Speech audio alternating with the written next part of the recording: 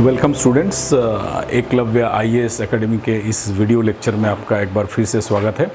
मैं हूं डॉक्टर रॉय और आज जो हम टॉपिक अभी देखेंगे वो है हेटेरोसिस या हाइब्रिड वीगर। तो नेचुरली इस टर्म को अगर आप देखेंगे, इसको हाइब्रिड वीगर मतलब हाइब्रिड के बारे में बात कर रहा है, हाइब्रिड के परफॉर्मेंस के बारे में बात कर रहा है। इसको हिंदी में हम कहते हैं, इसको हिंदी में कहते हैं संकर ओज। मतलब जो संकर होता है या हाइब्रिड होता है उसका जो परफॉर्मेंस होता है, उसमें जो लक्षण प्रकट होते हैं वो दोनों पेरेंट से, दोनों जनक से कहीं बढ़ के होते हैं। तो ऐसी स्थिति अगर मिलती है तो उसको हम बोलते हैं हाइब्रिड वीगर या संकर ओज। मतलब जो हाइब्रिड है या संकर है उसमें वीगर यानी कि उसका ग्रोथ, उसका परफॉर्मेंस, उसका पैदावार, उसकी यील्ड, ये सब चीज़ जो है ना बढ़ चढ़ के है। किससे बढ़ चढ़ के? तो पेरेंट से बढ़ चढ़ के, जनकों से बढ़ चढ़ के है। तो इसको हम बोलते हैं हाइब्रिड वीगर। और हेटेरोसिस जो है ये इसी का एक मिलता जुलता टर्म है। इसमें थोड़ा सा अंतर है दोनों में, अदरवाइज़ इन दोनों को समानार्थक तौर पर इस्तेमाल किया जाता है।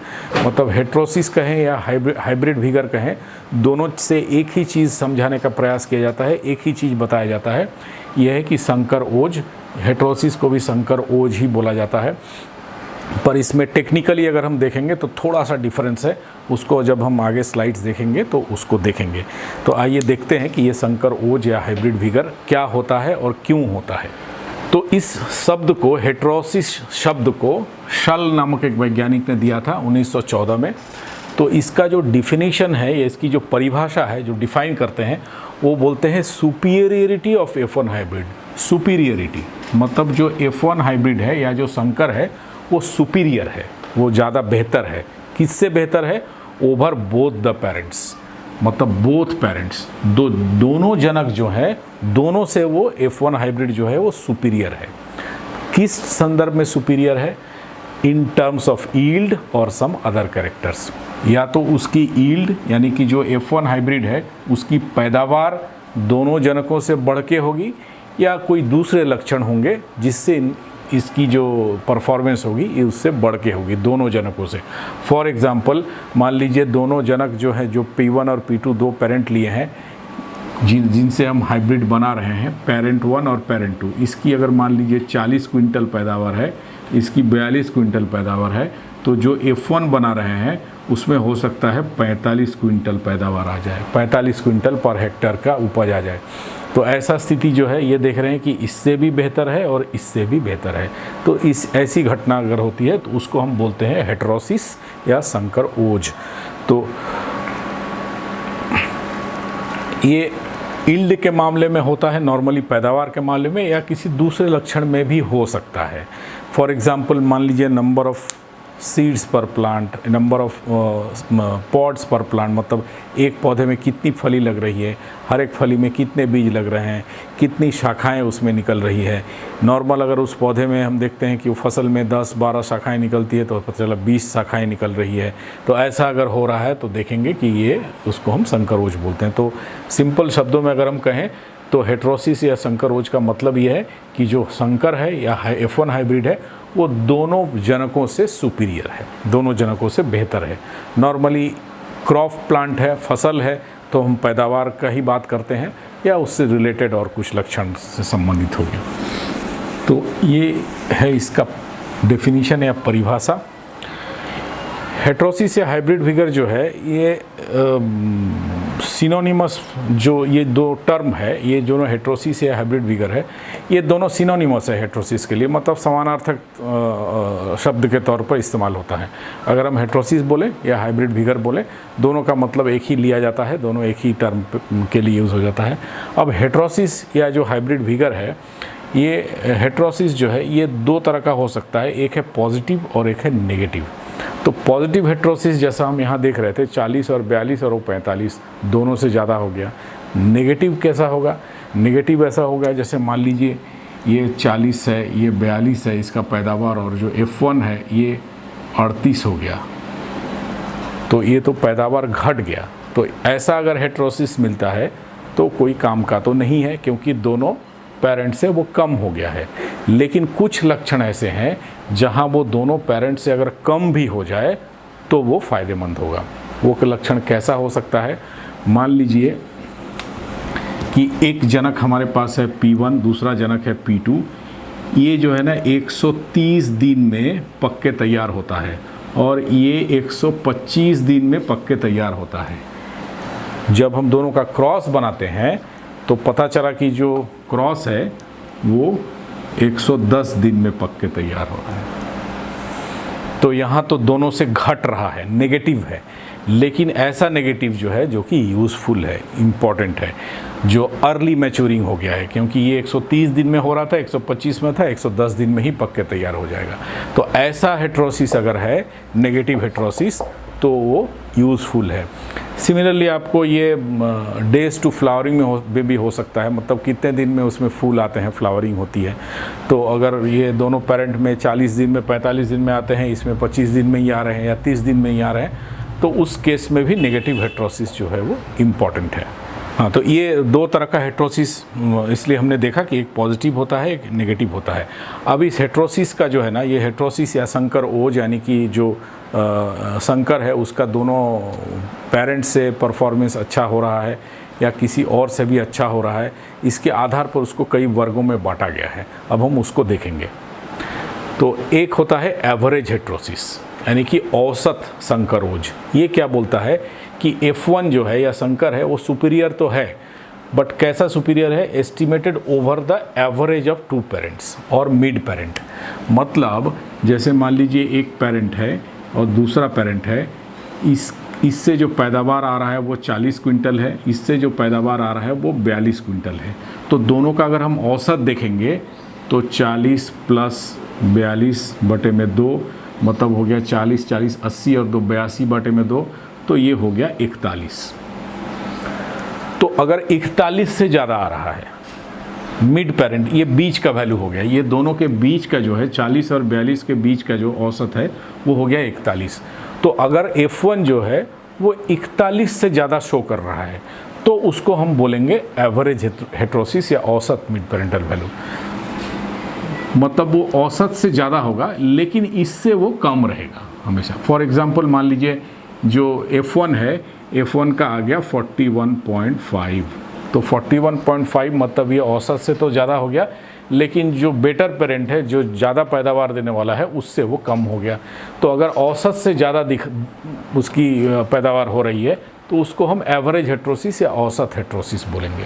फॉर एग्ज़ाम्पल दूसरा एक एग्ज़ाम्पल अगर लेते हैं, P1 जो है इसकी हाइट मान लीजिए 10 फीट है और P2 दूसरा पेरेंट जो है उसकी हाइट जो है 6 फीट है, तो इनका औसत हो जाएगा 10 प्लस 6 बटे में 2 यानी कि 16 बटे में 2 यानी कि 8 फीट। तो अगर जो F1 आ रहा है वो इससे ज़्यादा है, यानी कि 8.5 फीट का आ गया या 9 फीट का आ गया, तो उसको हम बोलेंगे एवरेज हेटेरोसिस। वो इससे कम होगा लेकिन औसत से ज़्यादा होगा, तो ऐसे को हम बोलेंगे मिड पेरेंटल हेटेरोसिस।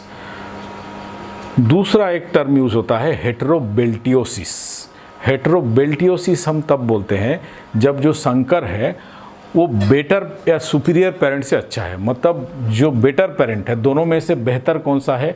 10 फीट वाला है। या पैदावार के मामले में देखें, मान लीजिए ये 40 क्विंटल है और ये 42 क्विंटल है, तो दोनों में से बेहतर पेरेंट कौन है? पैदावार के मामले में 42 क्विंटल वाला है। तो अगर F1 जो है वो बेटर पेरेंट से बेटर होता है, जो ज़्यादा, दोनों में से जो ज़्यादा वैल्यू देने वाला पेरेंट है उससे भी ज़्यादा होता है, तो उसको हम हेटेरोबेल्टियोसिस बोलते हैं। तो इसलिए यहाँ पे बोल रहा है कि सुपीरियरिटी है F1 का, किसका? ओवर द बेटर पेरेंट या सुपीरियर पेरेंट। तो F1 या संकर जो है वो सुपीरियर है, किससे सुपीरियर है? बेटर पेरेंट जो है उससे सुपीरियर है। यहाँ अगर हाइट के मामले में देखेंगे तो ये बेटर पेरेंट है, ये 10 फीट का है, 6 फीट का है, तो अगर इससे लंबा हो रहा है तो हेटेरोबेल्टियोसिस है हाइट के मामले में। अगर पैदावार 42 से ज़्यादा दे रहा है तो हेटेरोबेल्टियोसिस है पैदावार के लिए। तो जो सुपीरियर पेरेंट है, बेटर पेरेंट है, उससे ज़्यादा है। तो ये जो बीच वाला वैल्यू आता है इसको हम नॉर्मली बोलते हैं मिड पेरेंटल वैल्यू, और ये जो है बेटर पेरेंट है, ये है इन्फीरियर पेरेंट जो है। तो ये बेटर पेरेंट से हेट्रोसिस जो है, यानी कि संकर जो है उसका परफॉर्मेंस, जो एफ हाइब्रिड है उसका परफॉर्मेंस हो सकता है मिड पेरेंट से ज़्यादा हो तो उसको एवरेज हेट्रोसिस बोलेंगे, और बेटर पेरेंट से ज़्यादा हो तो उसको हेट्रोबेल्टियोसिस शब्द का इस्तेमाल किया जाता है। और तीसरा एक टर्म होता है इकोनॉमिक या यूज़फुल हेट्रोसिस। ये इकोनॉमिक और यूज़फुल हेट्रोसिस तब यूज़ किया जाता है जब हम इस संकर का कंपैरिजन, इसकी तुलना जो मार्केट में सबसे अच्छी किस्म मिल रही है उससे करते हैं। फॉर एग्ज़ाम्पल, मान लीजिए हमने एक क्रॉस बनाया, एक दो हम जनक लिए, इसकी पैदावार 40 क्विंटल है और इसकी पैदावार 45 क्विंटल है। जब हम इसका क्रॉस बनाए तो जो हमारा F1 आया, इसकी पैदावार मान लीजिए 48 क्विंटल हो गई।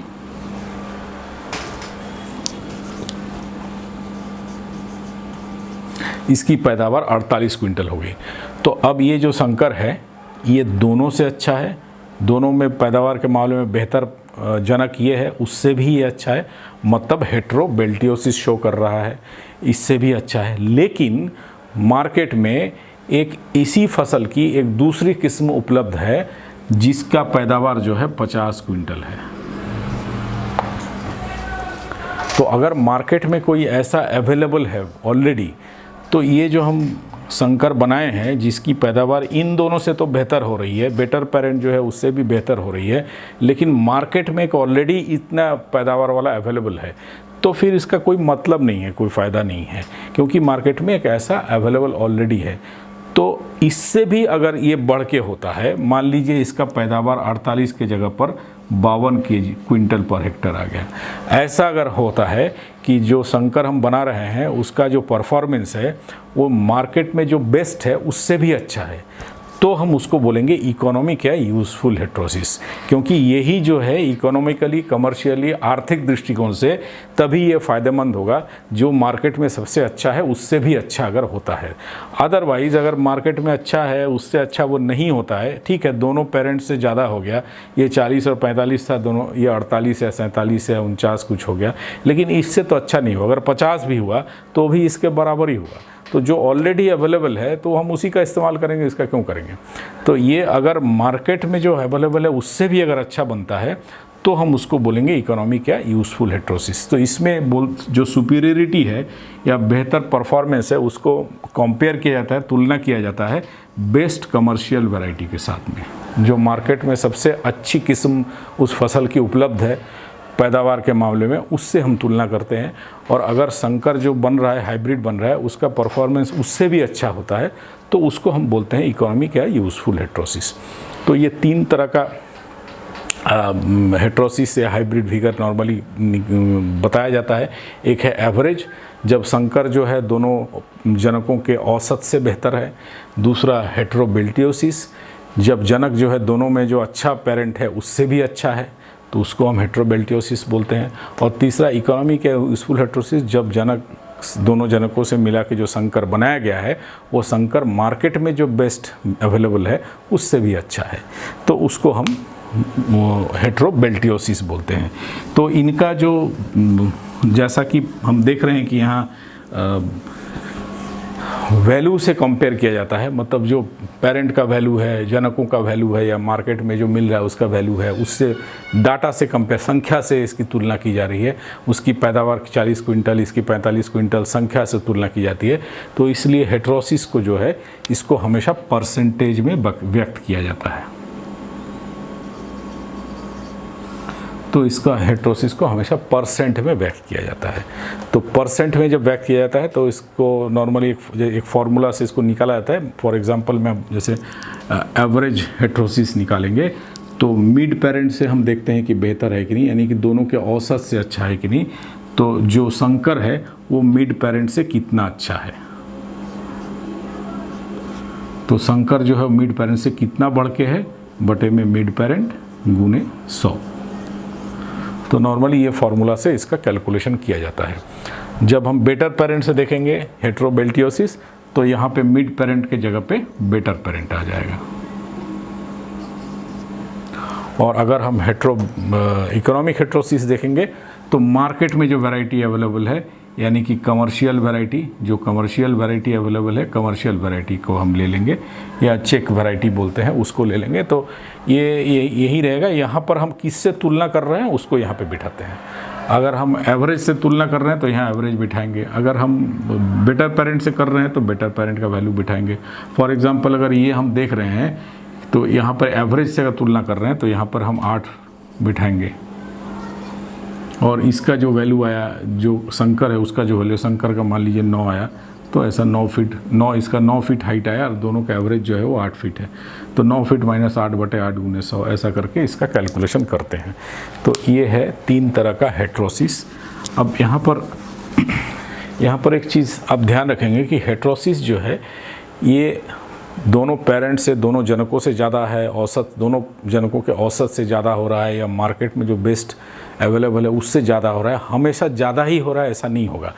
कुछ लक्षण में ये है कि जो कम होगा तो अच्छा होगा। जैसा कि मैंने आपको एक एग्जाम्पल दिया कि जब उसकी कितने दिन में पक के तैयार हो रही है, डेज टू मैच्योरिटी, ऐसा अगर दिन के मामले हम देखेंगे तो वहाँ पे दोनों से कम हो, एवरेज से कम हो, या जो मार्केट में सबसे जल्दी पकने वाला है उससे और कम हो, तो वहाँ कम वाला ही हमारे लिए उपयोगी है।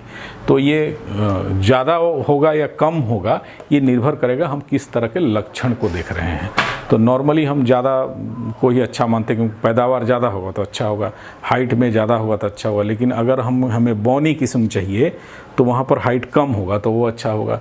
तो ये निर्भर करेगा कि कौन से लक्षण की हम बात कर रहे हैं या कौन से लक्षण को हम कंसीडर कर रहे हैं। हेट्रोसिस और हाइब्रिड विगर, जैसा कि मैंने आपको शुरू में बताया कि दोनों में एक बहुत माइन्यूट हल्का अंतर है दोनों में, अदरवाइज़ दोनों को एक ही टर्म जैसा यूज़ करते हैं, हेट्रोसिस या हाइब्रिड विगर बोलते हैं। Hybrid vigour has been used as a synonym of heterosis, समानार्थक शब्द के तौर पे उसका इस्तेमाल किया जाता है। लेकिन हाइब्रिड विगर जो है describes only the superiority of hybrid. Hybrid vigour जो है सिर्फ सुपीरियरिटी की बात करता है, यानी कि जहाँ F1 या शंकर जो है बेहतर है, या तो दोनों जनकों से बेहतर है, दोनों जनक के औसत से बेहतर है, या जो सबसे अच्छा मार्केट में किस्म अवेलेबल है उससे बेहतर है। जहाँ वो बेहतर है उसको हम हाइब्रिड विगर शब्द का इस्तेमाल करते हैं।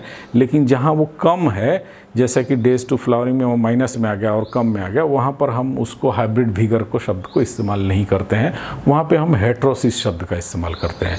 तो हाइब्रिड विगर सिर्फ जो है अच्छा वाला बात करता है, जहाँ दोनों से अच्छा है, औसत से अच्छा है, उससे अच्छा है, वहाँ पे हम हेट्रोसिस शब्द को इस्तेमाल करें या हाइब्रिड विगर को इस्तेमाल करें, दोनों एक ही है, सुपीरियरिटी हाइब्रिड्स। लेकिन हेट्रोसिस जो है वो अदर सिचुएशन की भी बात करता है, वो प्लस हो या माइनस हो। फॉर एग्जांपल अर्लीनेस, जल्दी मैच्योरिटी वाली बात जो मैंने की, वो अगर होता है तो उसको नेगेटिव हेट्रोसिस हम बोलेंगे। लेकिन वहाँ पर नेगेटिव है, लेकिन वो हमारे लिए डिज़ायरेबल है क्योंकि जल्दी पक रहा है, लेकिन उसको हम हाइब्रिड विगर नहीं बोलेंगे। तो हाइब्रिड विगर दोनों में बस यही अंतर है कि हाइब्रिड विगर हम हमेशा बेहतरी वाला कंडीशन को हम हाइब्रिड विगर से बताते हैं कि बेहतर है, नंबर ऑफ ब्रांचेस ज़्यादा है, नंबर ऑफ पॉड्स, फलियाँ ज़्यादा है, नंबर ऑफ सीड पर पॉड, एक सीड में, एक फली में कितने बीज आ रहे हैं वो ज़्यादा है, टोटल पैदावार ज़्यादा है, सब ज़्यादा जहाँ है तो वहाँ पर हम हाइब्रिड विगर शब्द का इस्तेमाल करते हैं और हेट्रोसिस का भी इस्तेमाल करते हैं, पॉजिटिव हेट्रोसिस बोलते हैं। लेकिन जहाँ पे कम हो रहा है, दोनों जनकों से कम हो रहा है या औसत से कम हो रहा है, जैसा कि जल्दी पकने वाला, दोनों जनक जो है एक 130 दिन में पकता है, एक 125 दिन में पकता है, ये 110 दिन में ही पक रहा है, तो कम हो रहा है, यहाँ वैल्यू घट रहा है, तो उसको हम नेगेटिव हेट्रोसिस बोलेंगे। और जहाँ घट रहा है दोनों जनकों से या औसत से, वहाँ पर हम हाइब्रिड विगर शब्द का इस्तेमाल नहीं करते हैं। तो ये एक टेक्निकल एक दोनों में अंतर है। तो हेट्रोसिस या हाइब्रिड विगर हमको कैसे देखने को मिलता है? फॉर एग्जांपल जो शंकर है उसकी पैदावार बढ़ गई, कमर्शियल हाइब्रिड से उसकी पैदावार बढ़ गई, रिप्रोडक्टिव एबिलिटी, फर्टिलिटी बढ़ गई, ज़्यादा से ज़्यादा सीड सेट हो रहा है। जनकों में पता चला कि सीड जब क्रॉस बना रहे हैं तो उसमें जितना सीड बन रहा है उससे हाइब्रिड में ज़्यादा सीड मिल रहा है। Increase size and general vigour, जो शंकर है उसकी वृद्धि ज़्यादा हो रही है, उसका रूप आकार जो है वो आकार ज़्यादा बड़ा हो रहा है, हेल्दियर हो रहा है, फास्ट ग्रोइंग हो रहा है, जल्दी ग्रो कर रहा है और लार्जर इन साइज हो रहा है। For example fruit size in tomato, दोनों जनकों का जो, दोनों पेरेंट्स का जो फल का जो आकार साइज़ है उससे जो शंकर है उसका साइज़ बड़ा हो जा रहा है। हेड साइज़ इन कैबेज, जो बंद गोभी है उसके जो हेड है, जो गोभी का साइज़ है वो बड़ा हो रहा है। कॉब साइज़ इन मेज, मेज में जो कॉब बन रहा है, जो भुट्टा बन रहा है, उसका साइज़ बड़ा हो जा रहा है, ज्वार का हेड साइज़ बड़ा हो जा रहा है। तो ऐसा जो है जनरल विगर और साइज़ देखने में बड़ा हो जाता है। क्वालिटी में भी कभी बेहतरी देखने को मिलता है, जैसे ऑनियन में कीपिंग क्वालिटी सुधरता है, मतलब उसको ज़्यादा दिन तक आप स्टोर करके रख सकते हो। कीपिंग क्वालिटी अच्छा, मतलब उसको कीप करने का यानी रखने का जो है वो अच्छा हो रहा है, ज़्यादा दिन तक आप रख पा रहे हो। अर्लियर फ्लावरिंग मैच्योरिटी, जो हम पहले एग्जाम्पल में देखें कि बहुत सारे संकर ऐसे होते हैं जो जल्दी पक जाते हैं, जल्दी मैच्योर हो जाते हैं। Greater resistance disease and paste, देखा जाता है कभी कभी जो संकर है उसमें बीमारियों से लड़ने की क्षमता बेहतर होती है, तो उस मामले में हेट्रोसिस शो कर रहा है कि दोनों पेरेंट से वो लड़ने की क्षमता ज़्यादा अच्छी है उसमें। ग्रेटर एडेप्टेबिलिटी, वो ज़्यादा अनुकूल पाया जाता है कभी कभी वातावरण में। तो ये अलग अलग लक्षण है जिसमें हेट्रोसिस दिखता है या हाइब्रिड फिगर दिखता है। मतलब किसी में ये ऐसा दिख रहा है, किसी में ये लक्षण दिख रहा है, किसी में ये दिख रहा है, किसी में ये दिख रहा है। तो अलग अलग में अलग अलग लक्षण के लिए हेट्रोसिस या हाइब्रिड फिगर दिख सकता है। और increase in number of nodes, leaves, जैसे बीन में ऐसा देखा गया कि पत्तियां की संख्या हो गई। Some other activities are affected, जैसे एंजाइम एक्टिविटी है, सेल डिवीज़न, ये सब को भी इफेक्ट करता है। तो कहने का मतलब बहुत सारे कैरेक्टर्स हैं जिनमें ये चीज़ देखने को मिलता है, हेट्रोसिस या हाइब्रिड फिगर देखने को मिल सकता है। इसका जेनेटिक बेसिस या आनुवंशिक आधार इसका क्या है, क्यों ऐसा हो रहा है? तो लक्षण का एक्सप्रेशन है तो जीन से ही होगा, क्योंकि लक्षण ज़्यादा प्रकट हो रहे हैं, ज़्यादा उसका एक्सप्रेशन ज़्यादा अच्छा हो रहा है, तो नेचुरली जीन से ही होगा। तो उसके लिए 3 थ्योरी दी गई है नॉर्मली, तो जिसमें एक है डोमिनेंस हाइपोथेसिस, जिसको डेवेनपोर्ट ने दिया था। तो इसमें ये कहता है कि जो संकर है उसका जो बेहतर जो परफॉर्मेंस है वो एक्यूमुलेशन ऑफ डोमिनेंट जीन्स। इनका ऐसा मानना था कि जो डोमिनेंट जीन होते हैं, यानी कि कैपिटल ए और स्मॉल ए अगर देखें, capital B small b, capital C small c, तो इनका ऐसा मानना था कि ये जीन्स जो है इस जीन्स के मुकाबले ज़्यादा अच्छे होते हैं। तो जब किसी में अगर सारे इस तरह के जीन इकट्ठा हो जाएंगे तो उसका परफॉर्मेंस जो है ज़्यादा हो जाएगा। तो अगर हम कोई ऐसा पेरेंट लेते हैं, जैसे मान लीजिए कैपिटल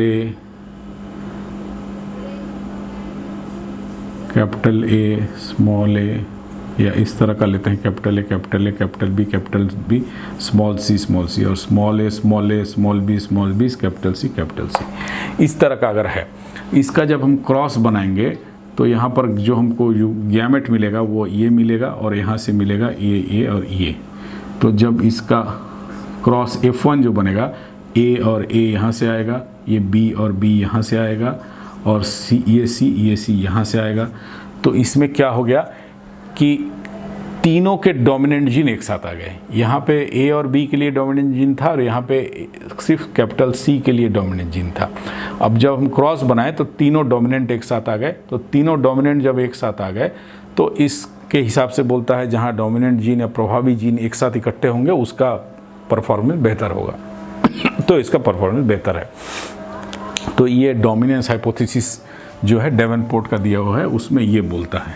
तो आप इसका नाम याद रखेंगे कि इसकी जो आनुवंशिक आधार है कि हेट्रोसिस होने का, क्योंकि जो संकर है वो क्यों बेहतर हो रहा है, तो आनुवंशिक आधार उसका क्या है, तो उसका 3 है। एक तो डोमिनेंस हाइपोथेसिस है जिसमें बोलता है कि जो प्रभावी जीन अगर इकट्ठा हो जाएंगे तो उनसे उसका परफॉर्मेंस बेहतर होगा।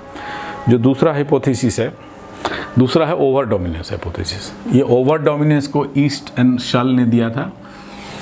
इसमें बोलता है कि जो दोनों पेरेंट्स को क्रॉस करके जो हम संकर बनाते हैं तो वहाँ से अलग अलग एलील एक साथ आते हैं, और जब हेट्रोजाइगस कंडीशन होता है वो हेट्रोजाइगस कंडीशन की वजह से उसमें सुपेरियरिटी आती है। मतलब उनका ये कहना है कि अगर ये कंडीशन है तो ये ज़्यादा बेहतर है, इसकी वजह से आती है। तो अकॉर्डिंग टू दिस हाइपोथेसिस जो हेट्रोजाइगोट है वो ज़्यादा बेहतर है, सम ऑफ द लोसाई या सुपीरियर। तो जो हेट्रोजाइगोट है वो होमोजाइगोट सुपीरियर, मतलब अगर ये है तो ये इससे या इससे ये वाला सुपीरियर होगा। ये है तो ये कैपिटल सी स्मॉल सी जो है वो स्मॉल सी या कैपिटल सी होमोजाइगस कंडीशन से ये अच्छा होगा। तो इनका कहना है कि हेट्रोजाइगोसिटी की वजह से सुपीरियरिटी आती है। तो हेट्रोजाइगोसिस एसेंशियल फॉर हेट्रोसिस, इनके हिसाब से हेट्रोजाइगोसिटी जो है इस तरह का कंडीशन जहाँ हेट्रोजाइगस कंडीशन है वो जो है एसेंशियल है, वो ज़रूरी है हेट्रोसिस या हाइब्रिड विगर दिखने के लिए। और जो तीसरा हाइपोथेसिस है ये है एपिस्टैटिक हाइपोथेसिस। तो एपिस्टैटिक जैसा कि हम इसको पहले पढ़े हैं, एपिस्टैटिक हाइपोथेसिस मतलब जहाँ दो जीन के बीच में इंटरेक्शन होता है, माने कि कैपिटल ए है, ए मान लीजिए ये एक जीन है और दूसरा ये जीन है, तो इसके बीच का जो इंटरेक्शन है, कोई लक्षण अगर ये दोनों के इंटरेक्शन से प्रकट हो रहा है, मतलब दोनों के प्रभाव से प्रकट हो रहा है, उसको हम एपिस्टेसिस बोलते हैं। तो ये गोवेन ने दिया था। तो इनका ये मानना है कि कहीं कहीं पर ऐसा होता है कि एक जीन का जो है दूसरे के ऊपर प्रभाव पड़ता है, और जब हम हेट्रोजाइगोट बनाते हैं यानी दोनों को क्रॉस कर रहे हैं तो दोनों तरफ से जीन आ रहे हैं, तो कोई जो है उसके ऊपर प्रभाव डाल रहा है, हो सकता है सी जो है वो डी के ऊपर प्रभाव डाल रहा हो, इस तरह का प्रभाव डालता है। इसीलिए उसका जो F1 या संकर है वो बेहतर होता है। तो ये 3 हाइपोथेसिस है। तो आप ये 3 हाइपोथेसिस का नाम याद रखेंगे कि एक डोमिनेंस हाइपोथेसिस, एक ओवर डोमिनेंस हाइपोथेसिस और एक एपिस्टेटिक हाइपोथेसिस। ये 3 धारणा दी गई है जिससे कि बोला जाता है कि जिसके कारण संकर वो जो होता है, यानी कि जो संकर है वो दोनों पेरेंट से, दोनों जनकों से, या जो मार्केट में मिल रहा है उससे, या दोनों जनकों के औसत से बेहतर होता है। तो ये जो 3 धारणाएं हैं इसमें सबसे एक्सेप्टेड जो है, सबसे मानी हुई जो धारणा है वो पहली वाली है, यानी कि डोमिनेंस हाइपोथेसिस। तो डोमिनेंस हाइपोथेसिस तीनों में सबसे मानी हुई धारणा है। उसके बाद में नया कॉन्सेप्ट भी आया जिसमें फाल्कोनर ने 1986 में प्रपोज़ किया था कि जेनेटिक बेसिस ऑफ हेट्रोसिस जो है वो होता है due to accumulation of positive genes in the F1। उनका ऐसा मानना था। उन्होंने डोमिनेंट या रिसेसिव, प्रभावी या अप्रभावी जीन की कोई बात नहीं की। उन्होंने ऐसा कहा कि जो संकर होता है उसमें पॉजिटिव जीन्स, मतलब ऐसे जीन्स जिनकी वजह से उसका परफॉर्मेंस बेहतर होता है, वो सब जीन इकट्ठा आ जाते हैं जिसकी वजह से जो है उसका परफॉर्मेंस बेहतर होता है। उनका कहना है कि जो 2 जनक हम ले रहे हैं और जिनको मिला के हम संकर बना रहे हैं, तो कुछ पॉजिटिव जीन इस जनक से आ रहे हैं, कुछ पॉजिटिव जीन इस जनक से आ रहे हैं, तो इकट्ठा एक जगह हो रहे हैं। दोनों में कुछ कुछ पॉजिटिव जीन है। जब हम संकर बना रहे हैं तो दोनों में से एक जगह इकट्ठा होते हैं। तो जब इकट्ठा होते हैं तो उसकी वजह से हेट्रोसिस होता है या हाइब्रिड विगर जो है वो दिखता है। तो ये फाल्कोनर ने दिया था, जो इन्होंने एक नया कॉन्सेप्ट दिया था। तो इन्होंने ये डोमिनेंट रिसेसिव उस तरह की जीन की बात नहीं की, इन्होंने कहा कि पॉजिटिव जीन की वजह से हो रहा है। तो ये जो इनब्रीडिंग जो है, इनब्रीडिंग कहाँ पर होगा, यानी कि ऐसा मेटिंग जो रिलेटेड है आपस में, इनमें कहाँ कब होगा? जब पॉपुलेशन साइज छोटा हो। तो इससे क्या होता है, होमोजाइगोसिटी बढ़ता है, क्योंकि सेल्फिंग जब हम करेंगे तो हम पहले भी देख चुके हैं कि सेल्फिंग करने से होमोजाइगोसिटी 50% से बढ़ती है हर जगह। तो होमोजाइगोसिटी बढ़ जाएगी, तो पॉपुलेशन जो है एक जैसा होने लगेगा धीरे धीरे। और डिग्री ऑफ इनब्रीडिंग एक टू डिग्री ऑफ होमोजाइगोसिटी, जितना डिग्री इनब्रीडिंग ज़्यादा होगा होमोजाइगोसिटी उतनी बढ़ेगी। तो जब इनब्रीडिंग किया जाता है तो देखा जाता है खास करके क्रॉस पॉलिनेटेड माने पर परागण वाले फसलों में, जो कि नॉर्मली जिनका नेचुरल तरीका जो है प्रजनन का पर परागण है, वहाँ पर अगर इनब्रीडिंग किया जाता है यानी या सेल्फ पॉलिनेशन उनमें किया जाता है, स्वनिषेचन किया जाता है, तो देखा जाता है कि उनका परफॉर्मेंस में एकदम गिरावट आ जाता है। तो उसको हम बोलते हैं इनब्रीडिंग डिप्रेशन। तो इनब्रीडिंग डिप्रेशन को डिफाइन कर रहा है रिडक्शन और लॉस, या तो घट जाए, रिड्यूस हो जाए, या लॉस हो जाए। किसमें? विगर में, फर्टिलिटी में, मतलब उसका जो ग्रोथ वगैरह है, उसकी जो वृद्धि वगैरह है उसमें बहुत कमी आ जाए, उसकी फर्टिलिटी में कमी आ जाए। ऐसा अगर कमी हो जाए, किस लिए? Due to inbreeding. अगर हम इनब्रीडिंग कर रहे हैं या सेल्फिंग कर रहे हैं, उसकी वजह से अगर परफॉर्मेंस में गिरावट आ जाए या उसकी वृद्धि वो सब घट जाए, तो उस चीज़ को हम इनब्रीडिंग डिप्रेशन बोलते हैं। तो इसको सबसे पहले डार्विन ने इसको नोट किया था। Inbreeding depression. तो F2 में जब सेग्रीगेशन होता है तो results in the breakdown of heterotic genes combination formed in F1, ये इसका एक्सप्लेनेशन उन्होंने दिया था। तो आप ये ध्यान रखें कि अभी तक जो हम देखे कि दोनों 2 तरह की चीज़ें हैं। एक हम देखें हाइब्रिड विगर,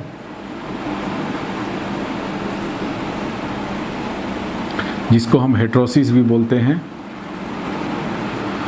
तो यहाँ पर बोल रहा है कि अगर दो पेरेंट को हम क्रॉस करते हैं, संकर बनाते हैं, तो ये संकर का जो परफॉर्मेंस है, इसकी जो पैदावार है, इसमें जो जीन पर लक्षण प्रकट होते हैं, वो दोनों या तो दोनों पेरेंट्स से, दोनों जनकों से बेहतर होते हैं, या दोनों के औसत से बेहतर होते हैं, या जो मार्केट में सबसे अच्छा मिलता है उससे बेहतर होते हैं, तो उसको हम हाइब्रिड वीगर बोलते हैं या हेटेरोसिस बोलते हैं।